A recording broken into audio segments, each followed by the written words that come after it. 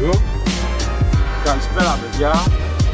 Είμαι ο Τάκης Ψωνάκης από το Greek Beyblade Duelist Reloaded Megaforce.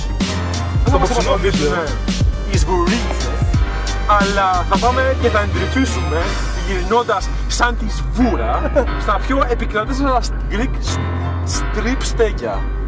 Βρισκόμαστε Καλυθέα, έχοντας περάσει τις τσιχιές, πίσω το μαγαζί που έχει κλείσει, πίσω το γαμάτο, το μνημείο πάνω στο αντιόκ εδώ. Νομίζω όμως όλους τους συναγωνιστές είναι αναγνωρίσιμοι τα στέκια εδώ. Ξέρετε την περιοχή, είναι γνωστή η διαδρομή.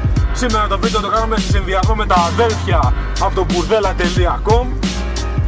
Ο λόγος που οικονομικά μπορούμε εμείς οι οπαδοί της Hongson στην Ελλάδα να αναλάβουμε το κόστος μιας τέτοιας εξόδου είναι φυσικά επειδή ο χαρτοφύλακας μας παρέχει τα απαραίτητα κουπονιάκια. Και έτσι πέρα από μια βραδιά καυτής βούρας θα πάμε να δούμε λίγο και τι παίζει σε τομές που ναι μεν μας τα χτυπάνε, αλλά δεν είναι στην καθημερινότητά μας. Είμαστε οδός Πειραιώς, η κάβλα έχει φτάσει μέχρι τα αυτιά, η σβούρα δεν μπορεί να καλύψει κάθε μας ανάγκη όπως γνωρίζετε. Πάρε μαλάκας, παιδά πια στο μπούτσο! Τα γάλατα. Βγήκαμε εθνική οδό, θαραλέοι μαχητές της ελληνικής αρένας της μανιασμένης βούρας. Το αυτοκίνητο βρυχάται, η κάβλα φτάνει μέχρι το στομάχι.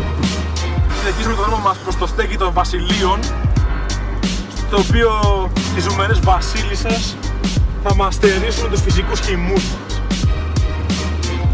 Ναι, και όπως έχω πει λοιπόν, αυτή τη στιγμή στο μέτα το ελληνικό, το top of the top είναι το στάμινα. Άμα δεν έχεις στάμινα πάνω από 6, γάμα το, είσαι Γιαννάκης. Τέλος. Λοιπόν, ναι κουρέζι.